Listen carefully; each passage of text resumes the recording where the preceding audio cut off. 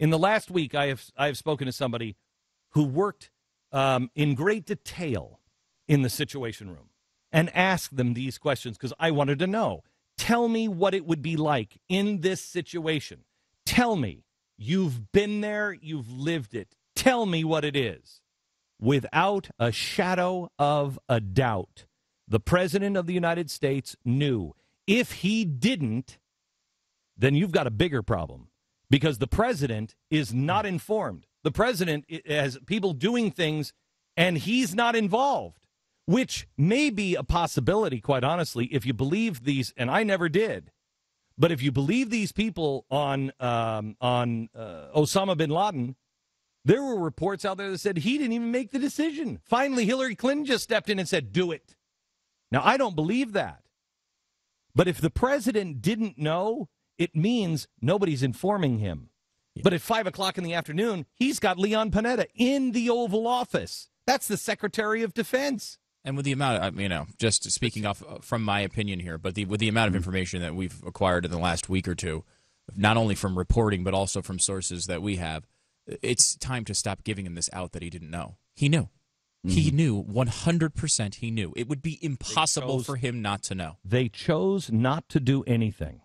Now, you tell me, the only one that could have authorized special forces going in is the President of the United States. The President of the United States. But that would require Leon Panetta and the Secretary of State going into the President and saying, Mr. President, people are dying right now. Please, we can go in. Launch.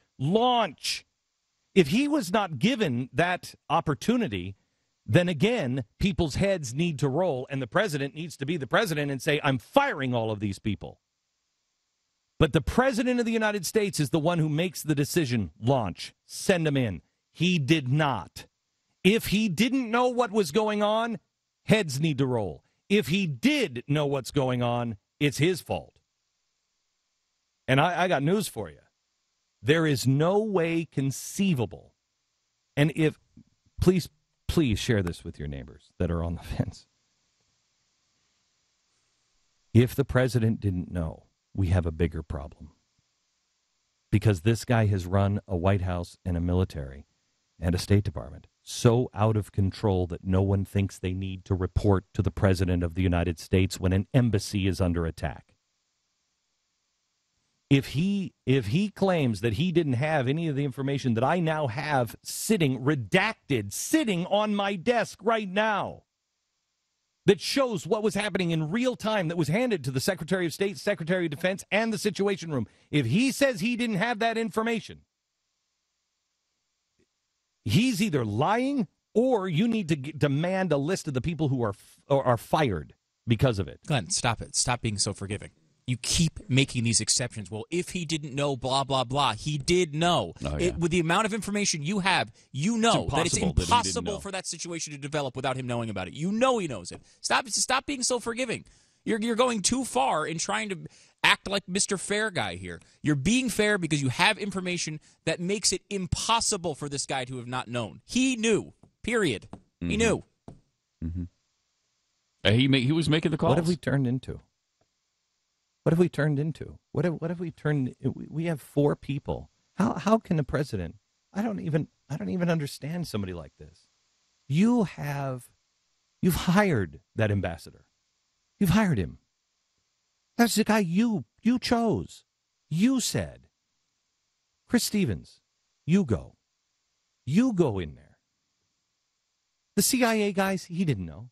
But the ambassador, he did know. You go in. The guy begs you for weeks, please, something's going on. Please, they're targeting me. You don't do anything. Then when it's targeted, because maybe you're so arrogant, you say, you know what, nothing's going to happen. It's September 11th. I've got it all under control. And then when something happens and your military is there and you can do something to save the man that you pointed out and said, you go in our name, you go stand there, and then he does nothing. I don't understand it. I don't understand it. That's not America. That's not who we are.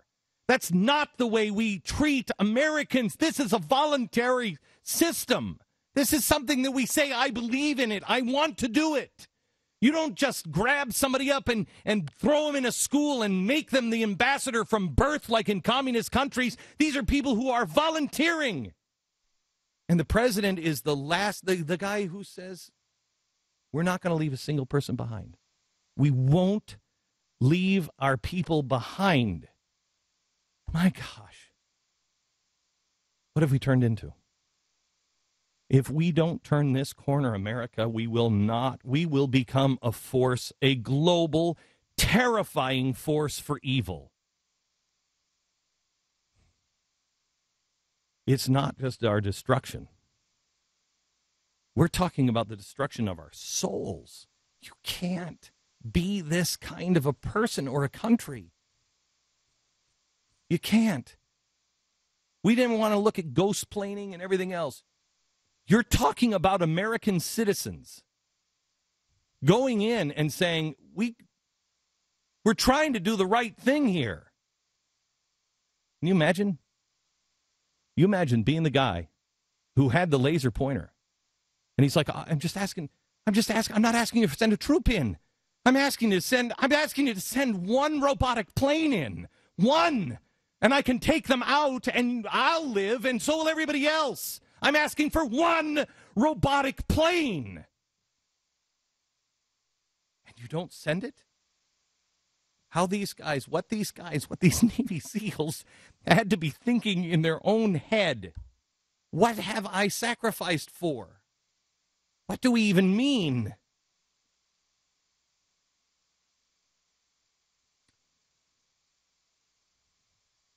Wow. I've never seen anything like it. Today officially is the day that I no longer recognize my country.